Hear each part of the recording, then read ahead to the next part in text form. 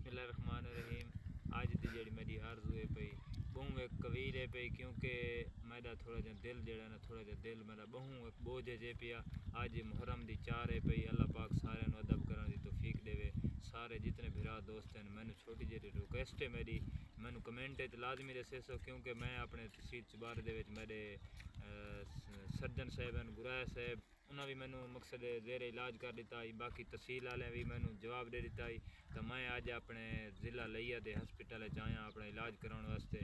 तो मैं को कोई थोड़ी जी रिक्वेस्ट दे रहे सो क्योंकि मेरी हालत जी है बिल्कुल नासाज है। मेरे भरा दोस्त जितने दे पैन कमेंट कोई मैंने दस दे सन मकसद है मगर मेरा कोई इलाज कोई मेरे वास्ते कोई डॉक्टर स्पैशलिस्ट जल्द वास्ते अगर कोई है तो मैं को दस दे सन भाई इस डॉक्टर को मैं वन्या तो मेरा इलाज थी वजे। थोड़ी बड़ी मेहरबानी होसी थोड़ी जी रिक्वेस्ट करने यानी कि मैं को कमेंट दे लाजमी दसे सो फलाना डॉक्टर इलाज करेंदा स्पैशलिस्ट का।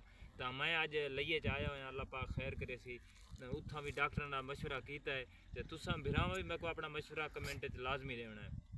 अल्लाह तुहानू खुश रखे वसदे रहो मुहर्रम दा इवें अदब करो जिमें करेंदे पाओ। बहुत शुक्रिया अल्लाह हाफिज़।